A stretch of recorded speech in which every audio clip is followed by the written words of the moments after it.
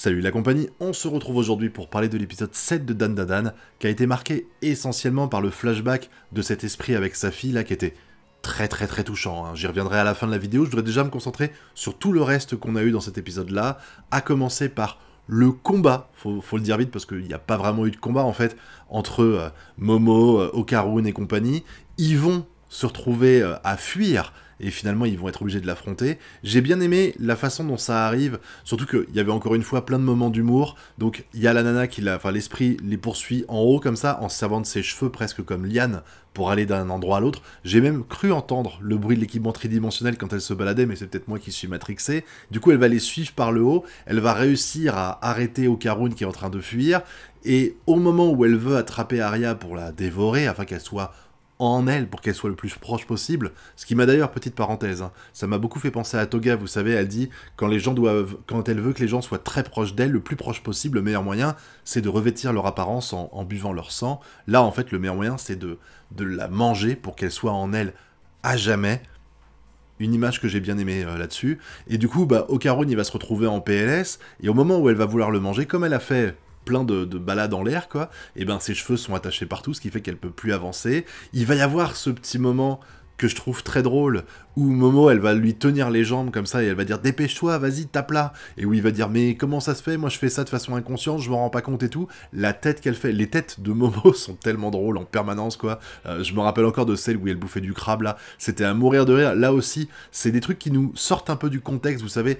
Ils sont en danger de mort, et t'as ce petit passage drôle d'échange entre les deux qui est extrêmement bien réussi, je trouve, depuis le début de Dandadan.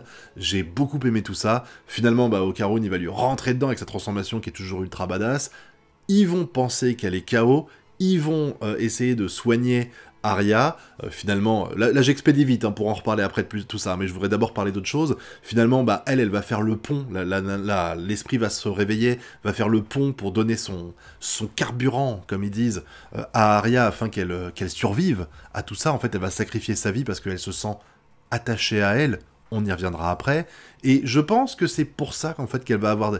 À mon avis, Arya va rester dans le paysage, ça va être un peu... Il y a aussi un autre mec qu'on croise à un moment donné dans l'opening, je pense que eux deux vont servir de faire valoir ou vont être utiles, vont avoir des pouvoirs. Je pense que Arya, comme elle récupère le carburant, je réutilise le même terme, de cet esprit, je pense que ça va lui donner un pouvoir. Elle avait déjà la capacité de voir les esprits, et maintenant, elle va avoir un truc en plus, voilà, pour être utile pendant les fights et tout ça. Je suis vraiment intimement convaincu qu'elle participera tôt ou tard à un moment donné, et qu'elle va faire partie de l'équipe, on verra bien.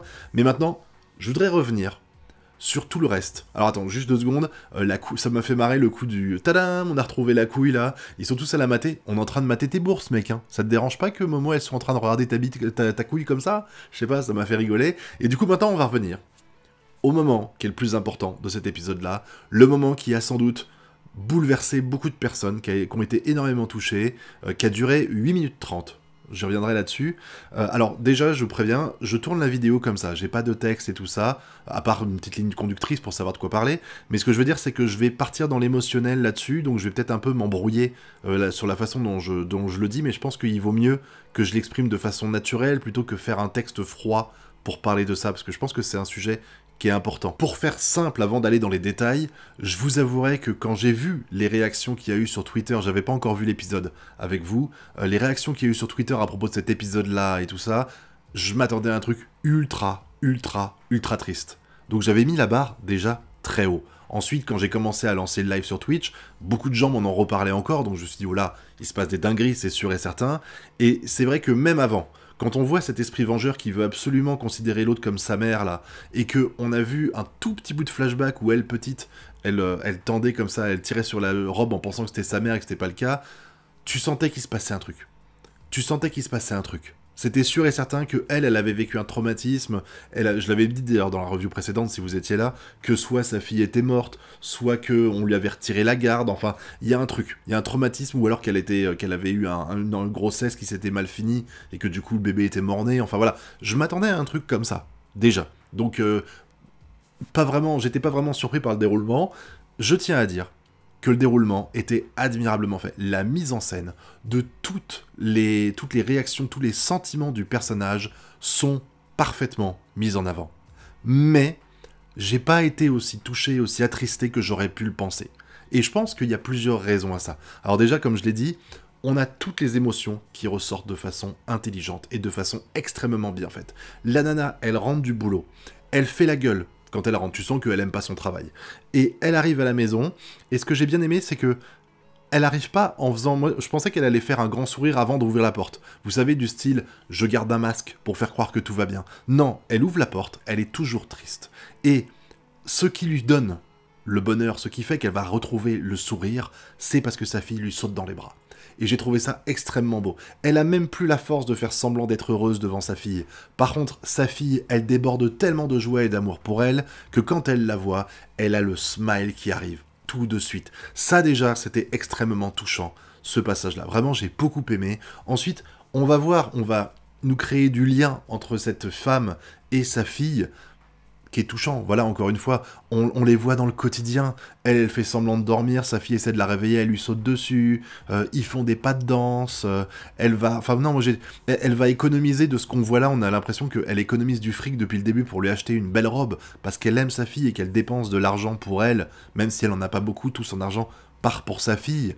Moi, ça m'a touché, parce que je suis pas non plus, je vis pas sous un pont, mais je veux dire, ma fille, c'est l'élément moteur de ma vie, clairement aujourd'hui, et c'est clair que je ferai tout pour la combler, même si même si demain je dois sauter à repas pour qu'elle ait un truc qu'elle veut absolument, je le ferai. C'est comme ça, je trouve, être un père, c'est ça, être parent, c'est ça. À mon humble avis, on est tous différents. Donc en fait, j'étais extrêmement touché par toutes ces scènes-là. Je me suis posé quand même pas mal de questions, parce que on m'avait dit qu'elle était acrobate. C'est ce qui est expliqué dans l'épisode précédent, ou alors c'est ce qu'il suppose dans l'épisode précédent. J'ai vu des gens sur internet ou sur le chat me dire qu'elle se prostituait pour gagner de l'argent. On n'a pas du tout d'allusion à ça, en tout cas dans l'animé, donc je sais pas si c'est vrai ou pas, ou si c'est les gens qui ont un peu spéculé. Tout ce qu'on sait, c'est qu'à un moment donné, elle travaille dans une boutique, puisqu'elle est à la caisse, elle met l'argent, elle dit au revoir à la personne qui part et tout ça. C'est tout ce qu'on voit professionnellement parlant pour elle, absolument tout. Donc là-dessus, je sais pas trop ce qu'il en est, mais je me suis posé la question, du coup ça m'a un petit peu sorti des fois des scènes, et il va arriver évidemment le moment de drame, dans lequel il y a un mec qui arrive, ils sont deux j'ai l'impression, ils vont défoncer la nana, ils vont lui prendre le fric qui lui reste, et ils vont embarquer sa fille. Et ça, c'était extrêmement touchant. Voir cette nana qui est complètement liée, elle vit pour sa fille, donc se faire enlever sa fille, c'est le pire traumatisme qu'elle pourrait vivre. Tu pourrais lui couper une jambe, ce serait rien en comparaison. Et la mise en scène, quand elle est dans la rue, folle furieuse, à chercher sa fille, c'est masterclass. C'est magnifiquement fait. Vraiment, j'ai adoré ce passage-là. J'ai trouvé que c'était très représentatif de ce que tu vas faire quand tu es dans cette situation-là. Et après, je pense que, entre les traumatismes des coups qu'elle a pris dans la gueule et le traumatisme de ce qui vient de se passer avec sa fille enlevée, fait qu'elle a une sorte de blackout. Et elle sait plus trop où elle en est, même si je pense qu'elle est consciente, malgré tout, qu'elle a perdu sa fille. Et du coup, on la voit danser. Et après, on se doute qu'elle est morte. D'ailleurs, le passage, je sais pas ce que vous en pensez, mais le passage où Arya tire sur sa robe, là, je pense qu'elle est déjà morte à ce moment-là. Parce que le père, il fait pas de réaction au fait qu'il touche une inconnue, voilà.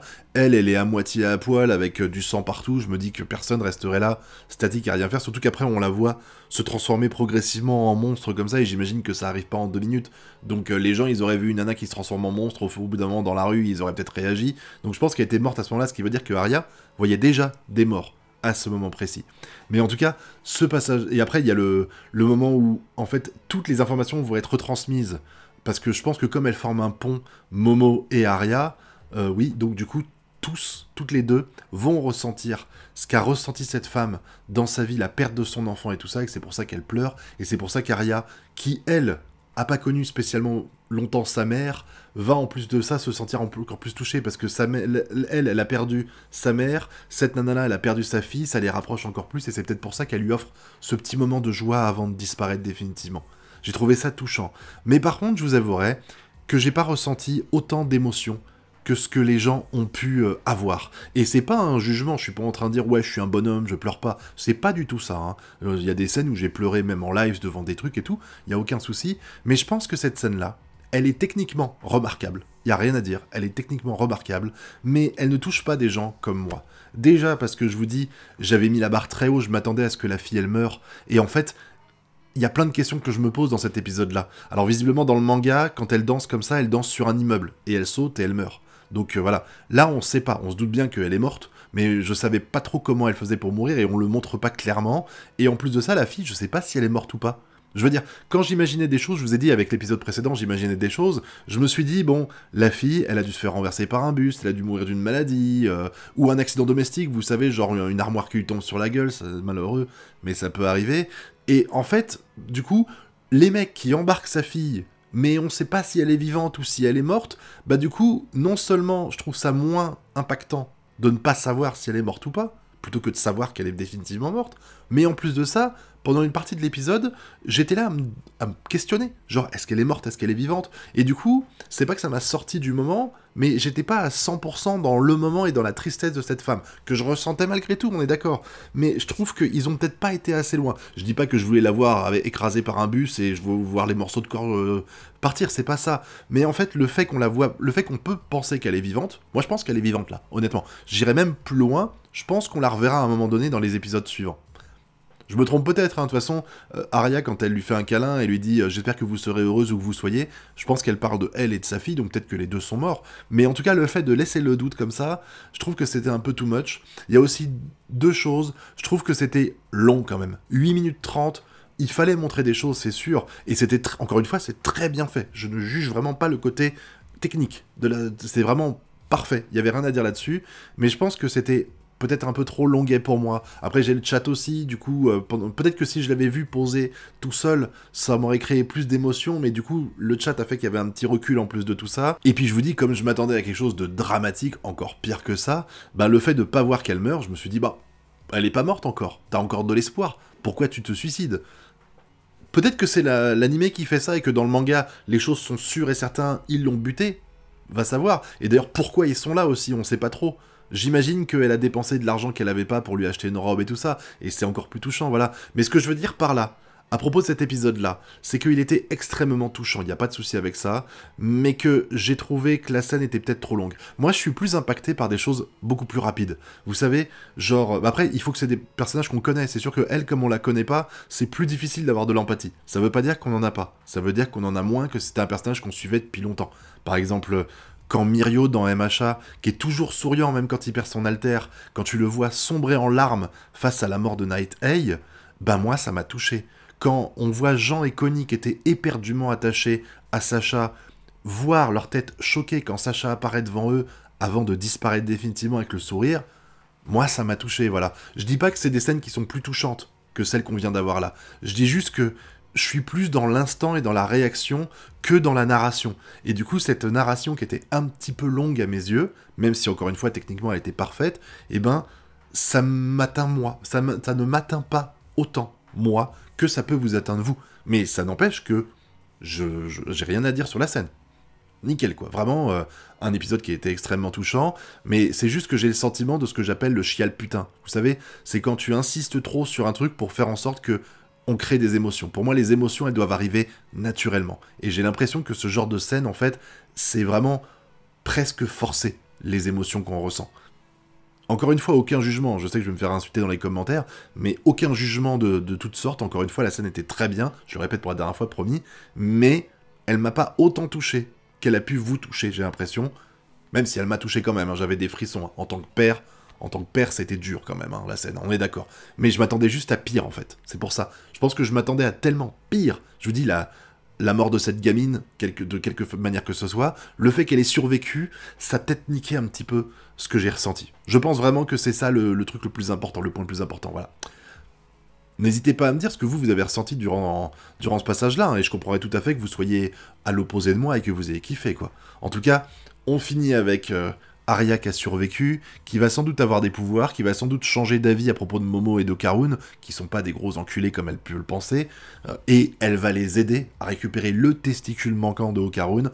Bon, je trouve qu'ils l'ont trouvé vite. Est-ce que le deuxième mec qu'on voit dans l'opening, c'est lui qui aura le testicule manquant? Je ne sais pas, on verra bien, mais en tout cas, épisode techniquement très réussi, encore une fois, j'aime bien toujours le passage quand il y a un esprit et quand il n'y en a pas, quand l'esprit était pleinement présent, il y avait une sorte de couleur unie rose tout autour. Quand elle est KO, bam, la couleur disparaît. Et puis le passage où elle, pardon, elle décide de sacrifier sa vie pour sauver l'enfant.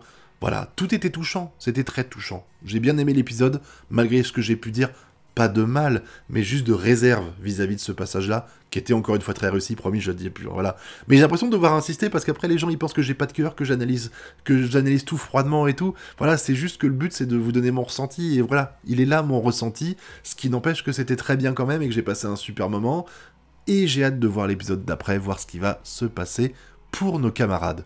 Et maintenant, je compte sur vous pour me donner votre avis dans la zone commentaire. Vous connaissez la chanson, le pouce bleu, l'abonnement et le partage. Quant à nous, on se retrouve bientôt pour de prochaines vidéos. Tchuss!